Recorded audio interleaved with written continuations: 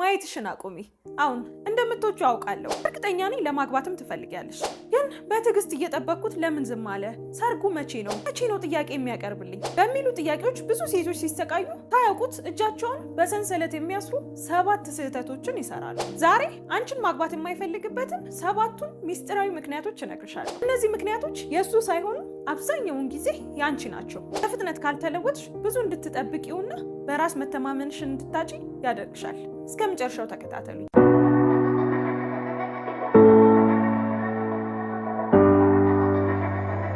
ሰላም ውድ የናፊዳር ቱ ቤተሰቦቼ እንደምን አላችሁልኝ? እኔ በጣም ደህና ነኝ። ዛሬም ቀደም ሲል በሰማችሁት ቆንጆ በሆነ ሀሳብ ተመልሼ መጥቻለሁ። ዛሬ ትንሽ ከበድ ያለ ሀሳብ ነው የመረጥኩት። አዲስ ከሆናችሁ እንኳን ደህና መጣችሁ። እኔ ናፊዳር ነኝ። በዚህ የዩቲዩብ ቻናል በተለይ እኛ ሴቶች ከወንዶች ጋር የሚኖረን የፍቅር ግንኙነት እንዴት አድርገን ውጤታማ ማድረግ እንደምንችል እንመካከራለን፣ ግልጹን እናወራለን፣ ጥፋትም ካለብን እንወቃቀሳለን። ስለዚህ ሰብስክራይብ አድርጋችሁ ተቀላቀሉ። ቀጥታ ወደ ዛሬው ሀሳባችን ስንገባ የመጀመሪያው ስህተት የመጀመሪያው እንዳያገባሽ የሚያደርገው ነገር ምን እንደሆነ ታውቂያለሽ? መጣበቅ ነው።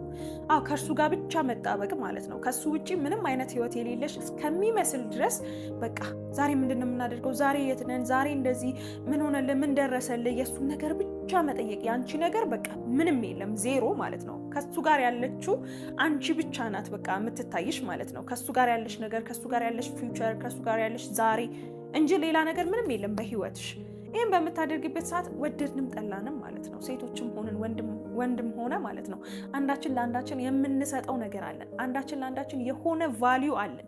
በዛ ቫሊዩ ልክ መገኘት ካልቻለን ማንም በቃ ይሄ መዋደዱ ይሄ ከላይ የሚታየው የፍቅር ስሜቱ ቢኖር እንኳን ሰስቴን የሚያደርግ የሚቆይ አሁን ደግሞ ዛሬ እያወራን ያለ ነው ወደ ትዳር የሚያመራ ፍቅር ልናገኝ አንችልም። አግቢም ብሎ እንዲጠይቅሽ የማያደርገው የመጀመሪያው ነገር ጥብቅ ማለት ነው። እንዴት ልንገርሽ መሰለሽ? ከሱ ውጭ ህይወት ይኖርሽ፣ አላማ ይኖርሽ፣ ህልም ይኖርሽ፣ ጊዜሽን የሚወስድ ነገ ትልቅ ቦታ የሚደርስ ነገር ይኖርሽ። አንድ ብለሽ ጀምሪ። ትምህርት ከሆነ ትምህርትሽ ላይ በርቺ፣ ስራ ከሆነ ስራሽ ላይ በርቺ፣ አዳዲስ ስኪሎች አዳዲስ ነገሮች እየተማርሽ ከሆነ እነሱ ላይ በርቺ፣ በእነሱ ቢዚ ሁኚ። ተረድታችሁኛል? እነዚህ ነገሮች ላይክ ምንድን ነው አንቺን እየገነቡሽ ነው የሚሄዱት፣ እየሰሩሽ ነው የሚሄዱት። የአንቺ ቫሊዩ የሳምበዲ ፍቅረኛ መሆን ከዛ ሲያልፍም የሳምበዲ ሚስት መሆን ብቻ አይደለም። በቃ ሌላ ቫሊዩ ይኖርሽ። በነገራችን ላይ ሚስትነትሽ ላይም እናትነትሽ ላይም ወደፊት የሚመጡት እነዚህ ነገሮች ላይ ማለት ነው ይሄ ከሁሉም አቅጣጫ የተደበላለቀው እውቀት ያገኘሽው ኤክስፒሪየንስ ያየሽው የተማርሽው ነገር ነው የሚሰራሽ ጥሩ እናት እንድትሆኚ ጥሩ ሚስት እንድትሆኚ ማለት ነው። ጀስት ከሱ ጋር ብቻ ከሆንሽ እሱን አስተማሪሽ፣ በሱ መንገድ ብቻ ትቀረጫለሽ። እሱ ሚስት እንደዚህ ናት ወይ ፍቅረኛ እንደዚህ ናት ባለሽ መንገድ ብቻ ነው የምትሄጂው ማለት ነው። which is እሱ ትክክል ከሆነ እድለኛ ነሽ፣ ትክክል ትሆኛለሽ። አንዳንድ ጊዜ ሲስት ደግሞ አብረሽ ትጠፊያለሽ ማለት ነው። ከዛ በላይ ግን የራስሽ ፐርስፔክቲቭ፣ የራስሽ እይታ፣ የራስሽ ማንነት የምትኖሪለት ነገር ሊኖርሽ ይገባል። እሱ ላይ ብቻ ጥብቅ አትበይ። ላይክ የእሱ ነገር የእሱ የሚያሳስብሽ ኦፍኮርስ ሊያሳስብሽ ይገባል። ግን የአንቺ ነገር የሌለሽ አትምሰይ። የአንቺ ምንም ነገር ከሌለሽ ጀስት ኮንትሪቢዩት የምታደርጊው ነገር ከሌለሽ አስቸጋሪ ነው። በቃ እሱን ብቻ መጠየቅ እሱን ብቻ አይሆንም። በቃ እውነቱን ዛሬ ትንሽ ቆጣ ብያለሁ ላረጋጋዋ።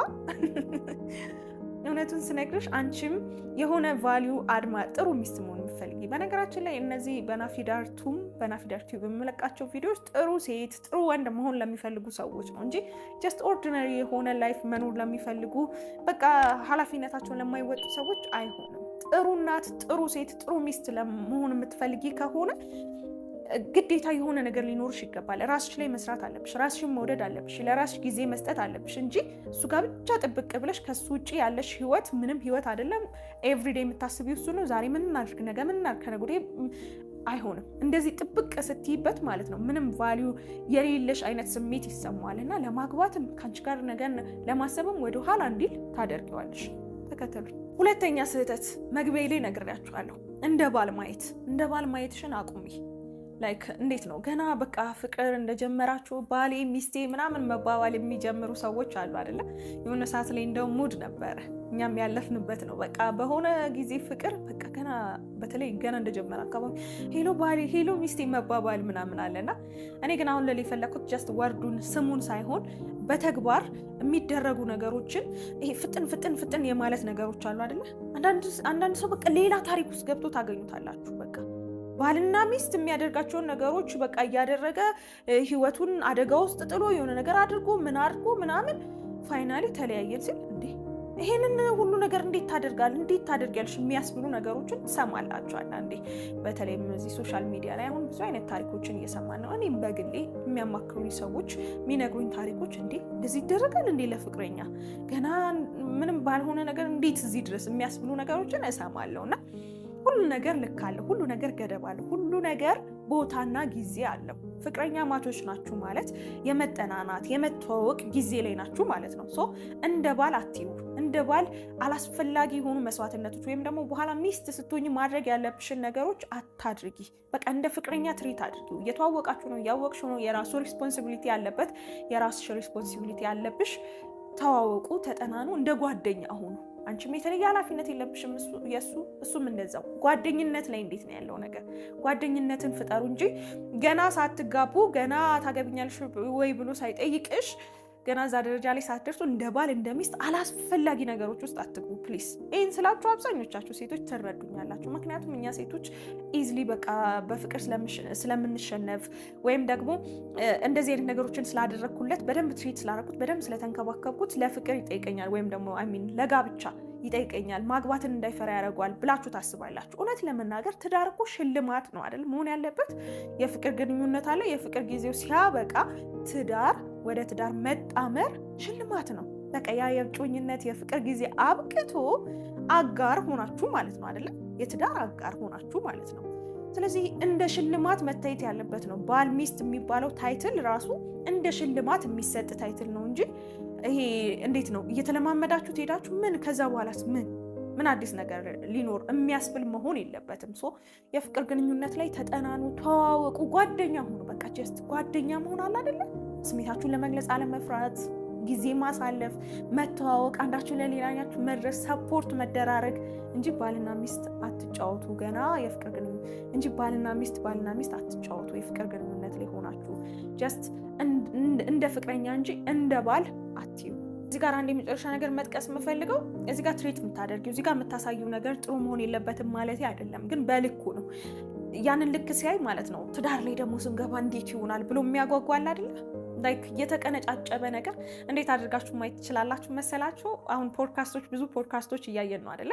የእነሱ ፖድካስቶች የተቆራረጡ ነገሮች ግን እዚህ ቲክቶክ ፕላትፎርም ላይ እናያለን አይደለ? ብዙ እሱን ስታዩ ምን አይነት ስሜት ነው የሚፈጥርባችሁ? በቃ ሄዳችሁ የሚያጓጓ ጥሩ ታሪክ ወይም ጥሩ ነገር ከሆነ የምትማሩበት ነገር ከሆነ ዩቲዩብ ላይ ገብታችሁ ሙሉን ለማየት ትጓጓላችሁ አይደለ? የፍቅር ግንኙነት ማለት ልክ እንደዛ ነው። የፍቅር ግንኙነት ላይ የምታደርጓቸው ነገሮች መተዋወቅ፣ መጠናናት አለ አይደለ? አንዳንድ ነገሮችም ቢሆኑ በኋላ ላይ ያለውን ነገር እንድትጓጉ እንድትናፍቁ የሚያደርጉ ናቸው። እንዴ እንደዚህማ ከሆነ ገብቼ ሙሉ ልየው ብላችኋል እንዴ የምትገቡት በጉጉት ስሜት። ትዳርም እንደዛው ጓግቶ እንዲገባ እንዴ ፍቅር እንደዚህ ከሆነማ በቃ እንደዚህ ደስ የምትል ልጅ ከሆነችማ በቃ ላግባት ብሎ እንዲወስን የሚያደርግ ነው መሆን ያለበት እና እዚህ ላይ በደንብ አስቡበት እሺ ሴቶችዬ።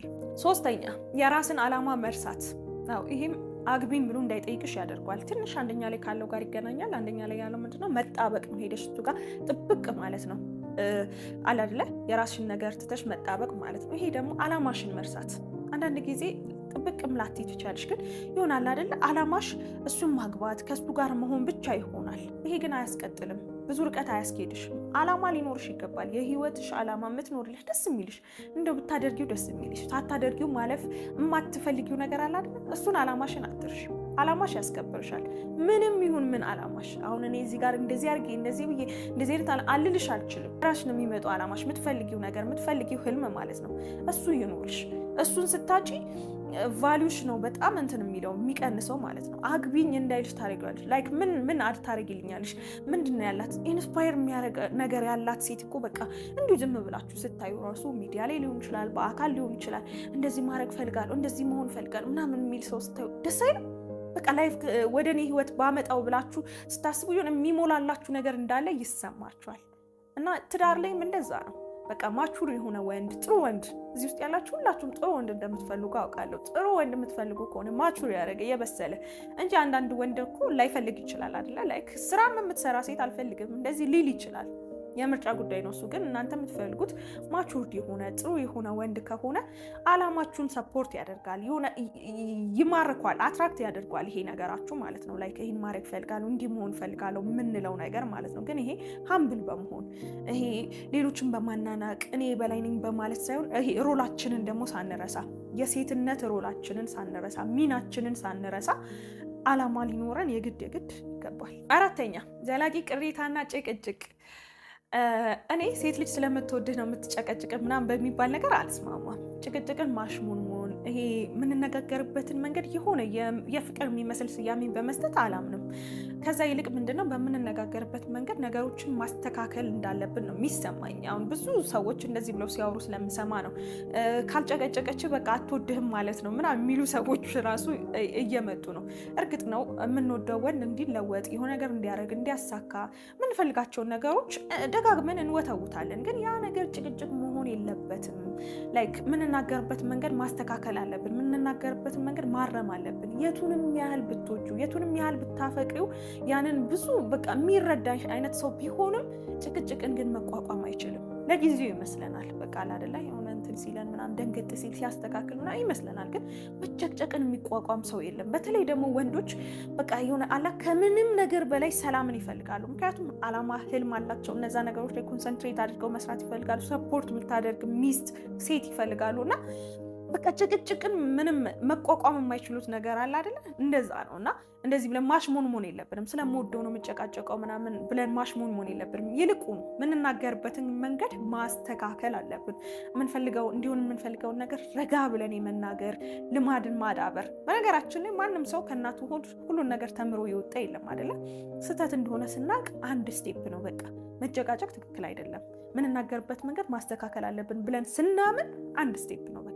ከዛ በኋላ ራሳችን እናያለን። ልክ ስንጨቃጨቅ እውቀት ስለሆነ አይምሯችን ውስጥ የከተትነው ነገር ስለሆነ አለርት ያደርገናል። አይ ትክክል እኮ አይደለም ይለናል አይምሯችን ራሱ ማለት ነው። ስለዚህ በተቻለ መጠን የምንነጋገርበትን መንገድ ማስተካከል። የምትጨቀጭቂው ከሆነ መቼ ነው እንደዚህ የምናደርገው? ኢቭን ስለ ትዳር ራሱ መቼ ነው የምንጋባው? መቼ ነው የገሊት እኮ አገባች፣ የገሊት እኮ እንደዚህ ምናምን የምትጨቀጭቂው ከሆነ ይፈራል። እንዴ በስመ አብ ገና አሁን እዚህ ላይ ሆነን እንደዚህ አይነት ጭቅጭቅ ካለ በኋላማ በቃ ሌላ ታሪክ ነው ብሎ እንዲፈራና እንዲሸሽ ታደርገዋለች። ሶ በተቻለሽ መጠን እኛ ሴቶች እኮ ስማርት ነን። የእውነት ይሁን አንዳንድ ነገሮችን ያለመረዳት ያልገባን እንደው ያላወቅነው ነገር ስላለ ነው እንጂ በጣም ብልጥ ነን ስናውቅ ማለት ነው። ሰዎችን ውሰጂና ተጠቀሚበት። የምታወሪበትን መንገድ አስተካኪው።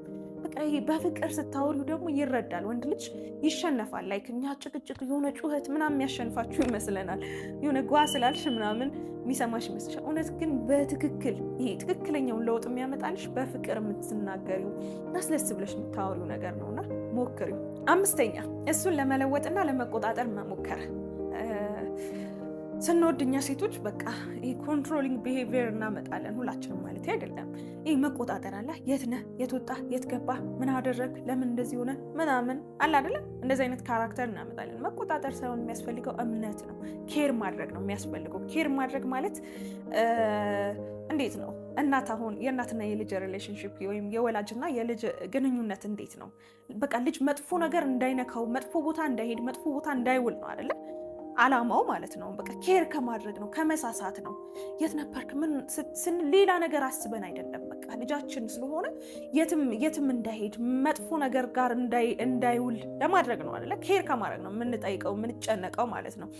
ከዚህ ጋር ግን ሲመጣ እንዴት ነው የት ነበረ ብለን የምናስበው ኔጌቲቭ ነገሮችን ነው። ኬር ከማድረግ አይደለም። በቃ የሆነ ነገር ሆኖ ይሁን ስልክ አላነሳም ከማጋ ሆኖ ነው የሚለው ነው የሚመጣልን እና ይሄ በራሱ ጤናማ አስተሳሰብ አይደለም። በቃ ስልክ ካላነሳ ይደውላል። በቃ ፖዚቲቭ ቀና የሆነ አስተሳሰብ አለ አይደል?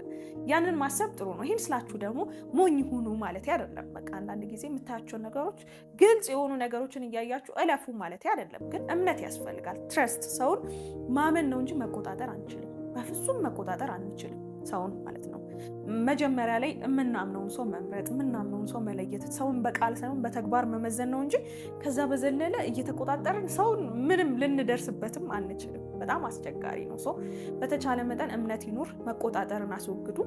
ይሄ እንደዚህ አይነት ቁጥጥሮች በራሳቸው እንዴ ብለው ትዳርን እንዲፈሩት ሲኦል እንዲመስላቸው ያደርጋሉ። የት ነህ ለምን እንደዚህ አላደርግም ምናምን አልገባህም እንዲ በኋላማ በቃ አታስቀምጠኝም እንዲሉ ያደርጋቸዋል። እና አላስፈላጊ ቁጥጥር፣ ይሄ ከመጠን ያለፈ ኤግዛጀሬትድ የሆነ የተጋነነ አለ አይደለ? እንደዚህ አይነት ቁጥጥሮችን አስወግዱ።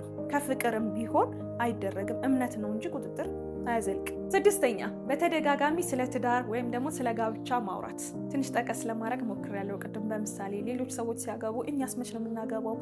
ጓደኛዬ እኮ አገባች፣ ገሪት እኮ እንደዚህ ሆና፣ ይሄ ሰርግ አያምርም? ይኸው እስኪ በቃ አለ አይደለ? መወትወት ማለት ነው። እውነት ለመናገር ጋብቻ፣ በተለይ ጋብቻ ላይክ ትዳር ማለት ነው፣ ይሄ በመወትወት የሚሆን ነገር አይደለም። በቃ አንዳንድ ሰዎች አሉ የሚያማክሩኝ የሚያወሩኝ ማለት ነው። በጣም አጣልፋኝ በቃ እንደዚህ ብላኝ ገብቼ ምናምን የሚሉ አሉ። ተረዳሽኝ? በኋላ ላይ ገብቶም አንቺን ወቃሽ ነው የሚሆነው። በቃ አምኖበት ካልገባ ማለት ነው። ደስ ብሎት ፈልጎ ይቺ ልጅ እንዳታመልጠኝ፣ ወይኔ በቃ አሁኑኑ ላገባት ይገባል ብሎ ነው እንጂ ሊያገባሽ የሚገባው ይሄ ስለወተወትሽው ስላልሽው ስላላልሽው። በቃ አንዳንድ ሴቶች ደግሞ ለማግባት የምትሄዱበትን መንገድ በጣም የበዛ ይሆናል። ላይክ በቃ ስለወደዳችሁት ስላፈቀራችሁት ለማግባት ብላችሁ የምታደርጓቸው ነገሮች በጣም የበዙ ይሆናሉ። ላይክ ልጅ እስከ ማርገዝ ድረስ በቃ ካረገዝኩ ያገባኛል ብሎ ማለት ነው። በቃ በዚህ ደረጃ በዚህ ርቀት የሚሄዱ ሰዎች አሉ። እኔም በቅርብ ስለማቅ ነው። እና እንደዚህ አይነት ነገሮች በጣም ትክክል አይደሉም፣ ስህተት ናቸው በጣም ማለት ነው። ሰው አምኖበት ትዳር ቀላል ነገር አይደለም፣ ቀልድ አይደለም። ላይክ ይሄ በሆነ ነገር ማሰር አይደለም። ቀለበቱ እንደ ማሰር አይደለም። ቀለበት ስላደረገልሽ ልጅ እንግዲህ ከልጅ በላይ ምን የሚያስተሳስር ነገር አለ? ልጅ ኖሮ እኮ ብዙ ሰዎች ትዳራቸውን ጥለው ሄደዋል፣ ተለያይተዋል። ልጅም አያስርም። በቃ ማለት ምን አለ? እኔ ከልጅ በላይ እንግዲህ ልጅ በጣም ትልቅ ነገር ነው። አንድ የሚያደርግ ማለት እኮ ነው አይደለም? በጣም ትልቅ ነገር ነው። ግን ከዚህ በላይ እንደሆነ የምትረዱት ምንድነው? ሰዎች ወልደውም ጥለው ይሄዳሉ ትዳራቸውን። ስለዚህ በተቻላችሁ መጠን ይሄ ለማሰር የሚደረጉ ነገሮችን አቁሙ። መወትወት፣ መጨቅጨቅ፣ መቼ ነው እንዲህ እያሉ መጨቅ አቁሙ። ማድረግ ያለባቸው ሌላም ቪዲዮ ሰርችላችኋለሁ፣ በነገራችን ላይ ዲስክሪፕሽን ላይ ያስቀምጥላችኋለሁ፣ በጣም ይረዳችኋል። ላይክ አግቢኝ እንዲልሽ የምታደርጊበት መንገድ የሚል ቪዲዮ ሰርቻለሁ።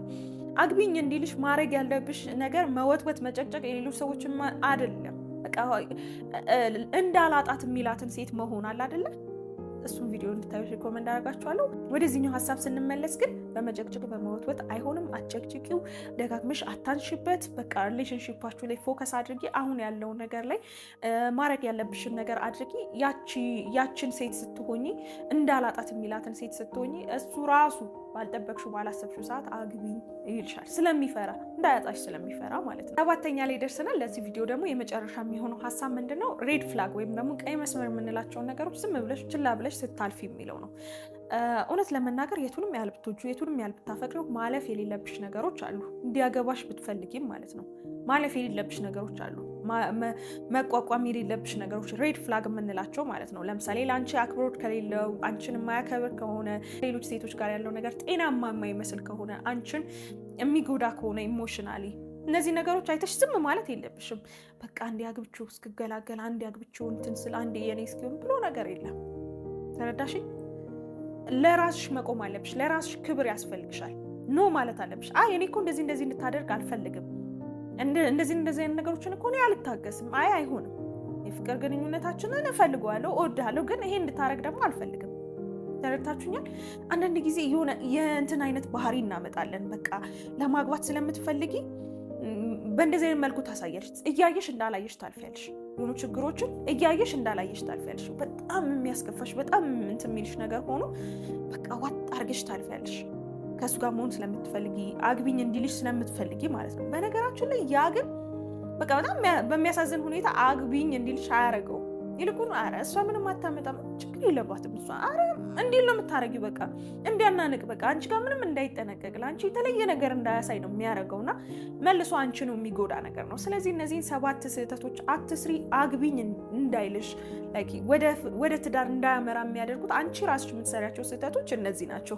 ዞሮ ዞሮ ግን ትዳር የሁለታችሁ መስማማት፣ የሁለታችሁ መግባባት እና ደግሞ ትክክለኛ ጊዜን የሚጠይቅ ነገር ነውና እነዚህን ነገሮች እስካደረግሽ ድረስ ስህተቶችን ለመቀነስ እስከሞከርሽ ድረስ ራስሽን ሆነሽ እስከተገኘሽ ድረስ በጊዜው በሰዓቱ የሚሆን ነገር ነው እና በተቻለሽ መጠን አላስፈላጊ መስዋዕትነቶችን ለማግባት ብለሽ አትክፈይ። በኋላ ላይ ብዙ ሴቶች በትዳር ውስጥ ሆነው በጣም የሚቸገሩበት ነገር ነው እና በተቻለሽ መጠን ለመረጋጋትና ስህተት ያልሆነ ውሳኔ አለ አይደለ? በጥድፊያ የተወሰነ በሆኑ ችግሮች ገጥሞ የተወሰነ ውሳኔ እንዳይሆን ትዳር በቃ ትክክል የሆነ የምትረኪበት ደስ የሚልሽ እንዲሆን ለማድረግ ሞክሪ። የዛሬው ቪዲዮ ይሄንን ይመስል ነበረ። እንዴት አገኛችሁት? እስኪ ሀሳብ አስተያየታችሁን ኮመንት ላይ ያስቀምጡልን። እስካሁን ድረስ እያያችሁት ከሆነ ወዳችሁታል ማለት ነው። ላይክ አድርጉትና አሳውቁኝ። ቀጣይ በሌላ ቆንጆ በሆነ አዲስ ቪዲዮ እስከምንገናኝ ድረስ እስካሁን ናፊዳርቱን ሰብስክራይብ ካላደረጋችሁ የእውነት ብዙ ነገር አመልጧችኋል። ግን ችግር የለውም፣ አሁኑኑ ሰብስክራይብ አድርጉ። ብዙ የፍቅር ሚስጥሮችን ጥበቦችን ትሰማላችሁ። በጣም አመሰግናለሁ። ሁላችሁንም ወዳችኋለሁ። ቻው